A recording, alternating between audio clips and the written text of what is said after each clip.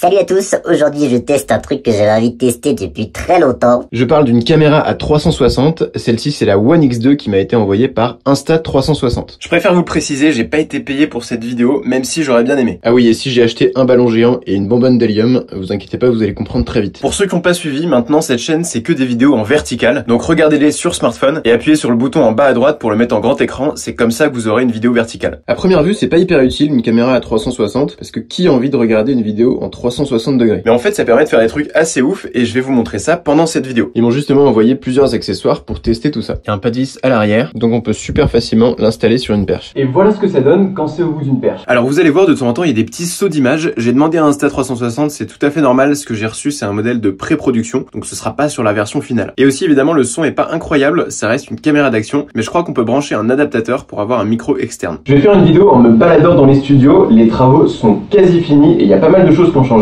donc j'ai envie de vous montrer ça. Et vous allez voir, je vais faire pas mal de mouvements de caméra qui vont être complètement faits après le tournage. Et ça c'est grâce à une application qui permet super facilement de diriger la caméra là où on veut. Et même de changer le champ de vision, et c'est là que je trouve l'intérêt de la caméra 360. Si vous voyez pas la perche sur la vidéo, c'est tout à fait normal. Le fait qu'elle se trouve exactement entre les deux objectifs, fait qu'elle disparaît complètement. Et les deux vidéos qui sont enregistrées en même temps sont collées pour faire une sorte de sphère. Mon atelier, il n'y a pas grand chose qui a changé, je vais pas vous le cacher, parce que finalement, vous aviez tout vu en vidéo. Maintenant, on va aller voir la salle de pause, parce qu'on a installé des petits canapes. Donc voilà, on a deux canapes pour bouffer à midi, c'est vraiment parfait. Et surtout, voilà, on a la cuisine qui est enfin propre, parce qu'on a fini les travaux et on a fait un gros ménage. Tac.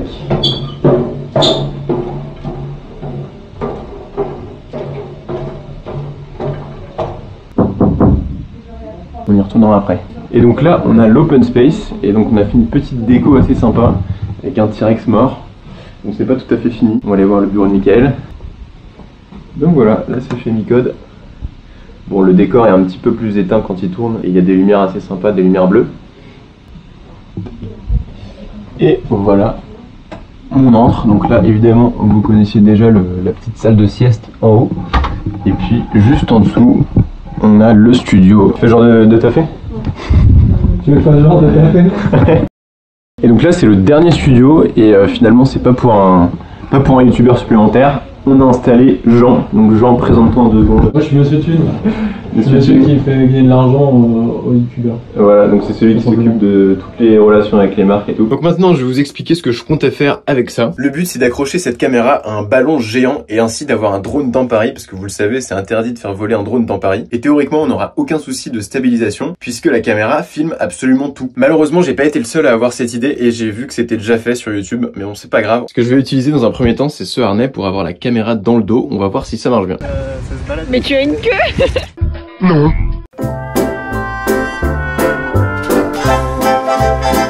C'est trop bizarre, on a l'impression que je me fais suivre par un drone. Donc ça c'était avec la première perche qui est déjà quand même assez grande.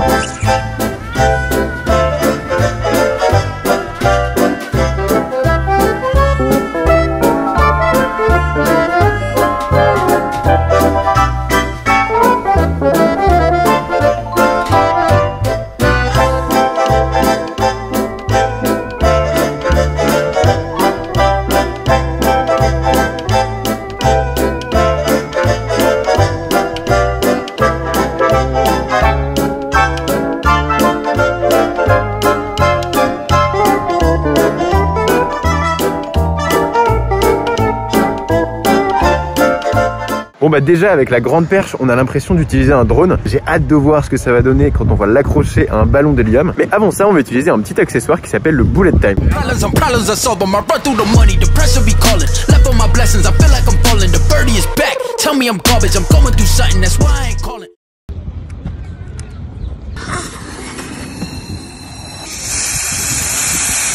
Ouf, est-ce qu'on va y arriver? Oui.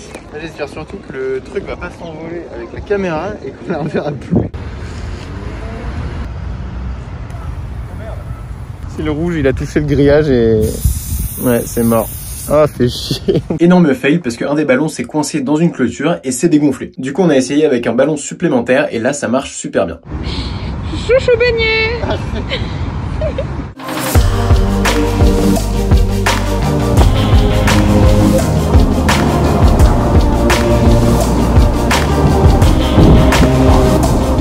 Alors là, faut se dire que c'était le pire jour parce qu'il y avait énormément de vent et la caméra est en train de tourner super vite sur elle-même. Elle arrive quand même à stabiliser la vidéo, ce qui est assez incroyable.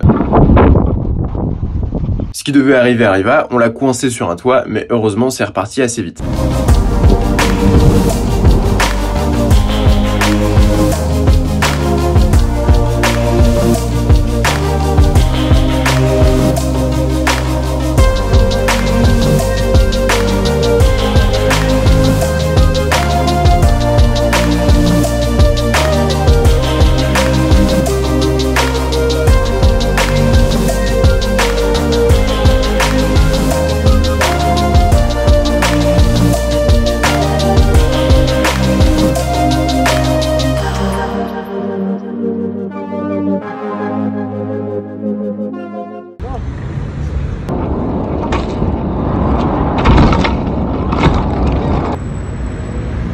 Là, c'était clairement la fois de trop, le ballon s'est coincé dans un arbre. On a fini par réussir à le dégager, mais là, on s'est dit que c'était le moment d'arrêter. Voilà, c'est un superbe petit jouet. Je trouve que ça laisse vraiment plein de possibilités au montage et je pensais pas autant apprécier un truc pareil. Après, je dois vous avouer que l'accessoire Bullet Time, je suis pas vraiment convaincu. Quand on l'utilise, la qualité est pas mal dégradée. Moi, j'ai cassé la pièce qui permet de le visser alors que je l'ai utilisé que 2 fois. Si l'objet filmé est trop proche de la caméra, on a parfois un léger décalage dans la fusion des 2 objectifs. Mais globalement, je trouve que la qualité d'image est assez ouf pour le prix. C'est une caméra qui permet de faire des prises de vue qu'on pourrait avoir avec aucune caméra classique. C'est une caméra d'action, donc évidemment, elle est étanche si on prend bien le soin de fermer le boîtier. Ils m'ont aussi envoyé une deuxième caméra, j'en avais déjà entendu parler parce qu'elle est assez spéciale, c'est une caméra modulaire. Et pour le coup, ce genre d'initiative, ça me plaît beaucoup. Voilà comment ça se présente.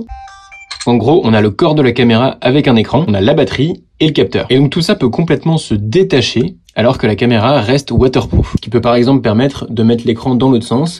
Et comme ça nous fait un écran de retour pour se filmer en selfie. Mais c'est pas tout, on peut aussi changer cet objectif. Ça va être vraiment une caméra d'action classique, alors que ce capteur-là fait 1 pouce et donc il est meilleur en basse lumière. Mais on peut aussi les changer avec un module caméra à 360. Donc voilà, là on a une caméra à 360. C'est vraiment une caméra évolutive en fonction de vos besoins. L'idée est incroyable et j'espère qu'il y aura d'autres produits qui proposeront ça. Pas encore tout à fait optimisé parce que quand la caméra est dans son caisson, il faut d'abord l'enlever avant d'interchanger les modules. Donc forcément ça rajoute un petit peu de temps. Mais par contre la deuxième batterie, qui a plus d'autonomie, a le même type de fixation que les nouvelles GoPro, c'est-à-dire que c'est intégré et on n'a pas besoin d'avoir une coque pour la fixer à des accessoires. Donc voilà, petit test improvisé de cette marque Insta360. Je vous l'ai dit, je suis pas payé mais je trouve qu'ils font vraiment des bons produits donc j'avais envie de les mettre en avant.